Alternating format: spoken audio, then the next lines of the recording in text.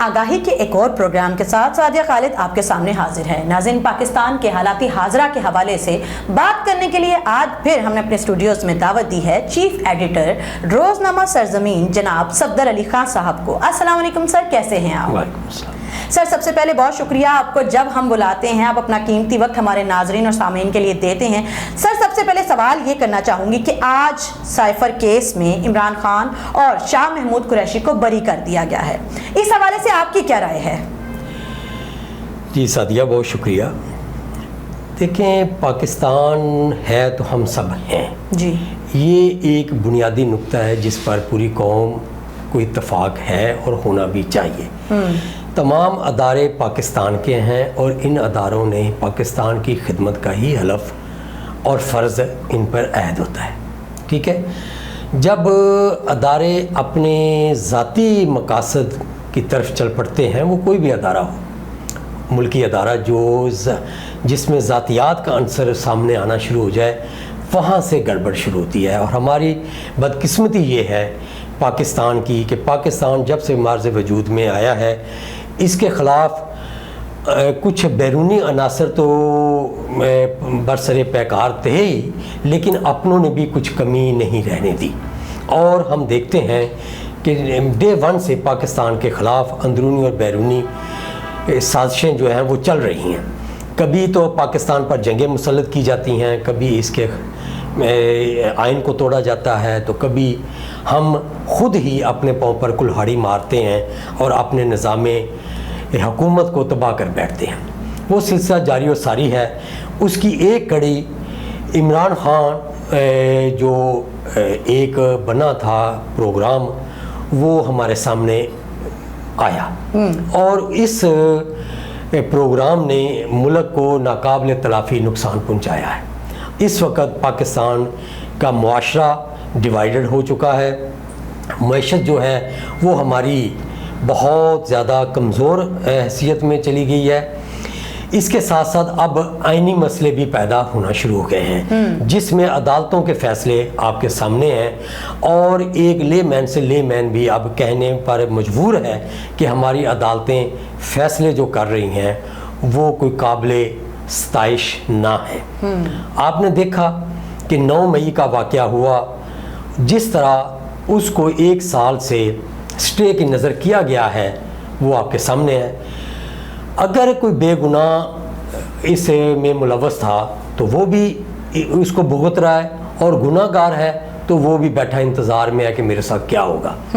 اس طرح تو ملک آپ کا پٹری پہ نہیں چڑھے گا جب تک کہ آپ کوئی فیصلے ہی نہ وقت پر کر سکیں۔ سائفر کا جہاں آپ نے ذکر کیا ہے، یہ ایک ایسا ایشو تھا جو کہ پاکستان کی خارجہ پالیسی سے متعلقہ تھا، اور اس ایشو نے پاکستان کی خارجہ پالیسی کو میرے خیال سے بہت نقصان پہنچایا، کیونکہ سائفر ایک آپ کی خفیہ دستاویز ہوتی ہے جو آپ کے سفیر اپنے ملک کو، جس ملک میں وہ سفارتکاری کے لیے تعینات ہوتے ہیں، وہاں کے جو خیالات ہوتے ہیں، وہاں کے جو پروگرام ہوتے ہیں، وہاں جو ڈیولپمنٹس ہو رہی ہوتی ہیں حکومتی سطح پر یا عوامی سطح پر، ان کو وہ اپنے زاویے سے دیکھتے ہوئے اپنے خیالات کو ایک شکل دے کر اپنے ملک کو بھیجتے ہیں، تاکہ ملک کو اس حالات کا، ان حالات سے آگاہی ہو سکے۔ اس کو جب ہم نے ڈراماٹائز کیا اور ایک جلسے میں کاغذ لہرا کر یہ بتایا کہ میری گورنمنٹ کو ایک دیگر ملک جو ہے وہ سبوتاژ کر رہا ہے، گرا رہا ہے، ہمارے خلاف وہاں سازش ہو رہی ہے، تو اس کے بعد پھر ایک فنکشن میں باقاعدہ نام لے لیا اور ساتھ کہا اوہو میں نے نام نہیں لینا تھا۔ یہ بھی ٹی وی پہ چلا، اور اس ملک کا، امریکہ کا نام لیا گیا، اور امریکہ کے ایک سفارتکار کا نام لیا گیا، اور پھر اس کو جلسے میں لہرا کر عوام کو اس ملک کے خلاف بھڑکانے کی کوشش کی گئی، اپنے نظام کو جو ہے خراب کرنے کی کوشش کی گئی۔ ان سے حالات میں یہ کیس جو تھا یہ قائم ہوا۔ اب اس کو قانونی موشگافیوں کا سہارا لیتے ہوئے ہم جب ڈکلائن کریں گے اور اس کو ختم کریں گے اور ان ملزمان کو بری کریں گے، تو اس سے تو ملک کا کوئی بھلا نہیں ہوا. یقیناً گورنمنٹ اس کے خلاف سپریم کورٹ میں جائے گی, میرا خیال ہے کہ جانا چاہیے اسے, اور جائے گی بھی وہ. اور اس کے علاوہ جو آج یہ بغلیں بجائی جا رہی ہیں کہ اس سے یہ لوگ جیلوں سے باہر آ جائیں گے, تو یہ بھی شاید ممکن نہیں ہے. کئی کیس تیار ہیں, کئی کیس ان پر قائم ہیں, کئی قائم ہونے جا رہے ہیں. سر ود آل ڈیو رسپیکٹ, یہاں پہ آپ سے سوال کرنا چاہوں گی, کیس تیار ہیں, کیا فائدہ ہے جب کیسز سے ہونا ہی بری ہے؟ اس کا جواب تو پھر بابا آدم ہی آ کے دے سکتا ہے کہ جب ہمارا نظام جو انصاف ہے وہ یہی ہے کہ ہم 139 کے 40 نمبر پہ بیٹھے ہوئے ہیں, جی. تو اس کی کوئی تو وجہ ہوگی نا. بالکل. چلے اگر کسی نے گنجائش دینی ہے, کچھ 4 نمبر اوپر لے ہیں, تو پھر بھی 100+ تو ہم دنیا میں نیچے گئے ہوئے ہیں نا. اور سر ہم سالوں سے اس نمبر پہ براجمان ہیں, کیونکہ آپ نظام انصاف سے ڈائریکٹلی ایسوسیٹڈ ہیں, sense you are a lawyer as well, اور آپ اس نظام کا حصہ ہیں. تو ذرا بتائیے گا کہ اس طرح کے فیصلے کیا یہ پاکستان کے حق میں ہیں, اور کیا اس سے نظام انصاف کو مزید تنزلی کی طرف نہیں لے کے جایا جا رہا؟ سعدیہ, یہی ہمارا دکھ ہے. آپ دیکھ لیں جسٹس منیر سے شروع ہو جائے, اب کس کس کو روئیں گے؟ جنرل مشرف کے متعلق جو فیصلہ آیا کہ وہ اسے آئین میں فرد واحد کو ترمیم کرنے کا حق دے دیا گیا. پھر نواز شریف کے خلاف جب کیس آیا تو عدالت کا جسٹس کہتا ہے کہ میرے پاس لے ہو, ہم اسے دیکھتے ہیں. اس سے پہلے جو چیف جسٹس تھا اس نے کہا تھا یہ کیس ہمارا سننے والا ہی نہیں ہے, اور بعد والے جو ہیں سن کے سزا دے رہے ہیں. تو ہوتے ہوتے ہم آج اس جگہ پہنچ گئے ہیں کہ کوئی جج بیٹھا ہوا کہتا ہے گڈ ٹو سی یو, اور کوئی کچھ کہہ رہا ہے تو کوئی کچھ کہہ رہا ہے. کیا ہمارا نظام عدل کنفیوزڈ ہے؟ کنفیوزڈ ہے, 100% کنفیوزڈ ہے. اور ایک اور چیز اب ثابت ہو رہی ہے کہ ہماری مختلف لوگوں کے ساتھ جو ایسوسیشن ہے وہ ہمارے فیصلوں پر اثر انداز ہوتی ہے. ہم نے یہ فیصلے پہلے دیکھے ہیں کہ جن میں بعد میں یہ ثابت ہوا کہ وہ کسی نہ کسی کی محبت میں فیصلے دیے گئے. تو آج بھی جو صورتحال نظر آ رہی ہے وہ آلموسٹ اس سے ملتی جلتی آپ کو نظر آ رہی ہے کہ ہمیں بہرحال میں اس پہ یہ کہوں گا کہ عدالتوں کو اللہ نے جو عزت اور اس ملک نے جو عزت اور وقار دیا ہے, اور جو ان کو فرائض سونپے گئے ہیں, اور جو ہمارے دین میں انصاف کی ایک قدر و منزلت ہے, اس کو ہمیں مد نظر رکھنا چاہیے کہ انصاف کا بول بالا ہونا چاہیے, ذاتیات کا مسئلہ ان فیصلوں میں نہیں آنا چاہیے. صحیح. سر 9 مئی اور سائفر یہ براہ راست ملکی سلامتی کے مقدمات تھے. ان میں جو مجرمان یا ملزمان تھے ان کو ضمانتیں دینا, ان کو باعزت بری کرنا, اور ایسے ملزمان اور مجرمان جن کے بارے میں ویڈیو ریکارڈنگز یا ثبوت یا آڈیو لیکس بھی موجود ہیں, آپ کو لگتا ہے کہ اس طرح کے فیصلے دیکھ کے ہمارا نظام انصاف پاکستان میں کسی نہ کسی طریقے سے افراتفری پیدا کرنے کا موجب بن سکتا ہے؟ اس کو آپ ایسے دیکھیں کہ کوئی ہمارے سامنے دنیا کی مثالیں ہیں, عراق, لبنان, لیبیا, شام, یہ 4-5 اسلامی ملک, یمن میں ابھی بھی حالات جو ہیں یہ آپ نے کے سامنے ہیں کہ جہاں پر آپ کے قومی ادارے, آپ کے محافظ ادارے, آپ کی سیفٹی کے جو ذمہ دار ہیں وہ جب کمزور ہوئیں گے, وہ جو لوگوں کے نظروں میں ان کی وہ شان و شوکت قائم نہیں رہ سکے گی, تو ملک پر لازماً اس کا اثر آتا ہے اور ملک کمزور ہوتا ہے. اس میں کوئی شک شبہ ہی نہیں ہے. جبکہ پاکستان میں اس کے الٹے ہو رہا ہے کہ 9 مئی کو جب آپ فوجی تنصیبات پہ, سویلین ہیں یا فوجی ہیں, غیر ملکی ہیں یا ملکی ہیں, جب فوجی تنصیبات پر حملہ کیا جاتا ہے تو کیا اس کو فوجی عدالتوں کو نہیں دیکھنا چاہیے؟ دیکھنا چاہیے تھا. اچھا چلیں, اگر نہیں دیکھ رہی تھی تو کیا ہماری جو اسپیشل کورٹس ہیں انہوں نے دیکھا ہے؟ نہیں دیکھا. ابھی تک کوئی فیصلے آپ کے سامنے آئے ہیں؟ نہیں آئے. تو جب یہ صورتحال ہوگی تو ملک تو پھر یقیناً پھر کمزوری کی طرف ہی جائے گا نا.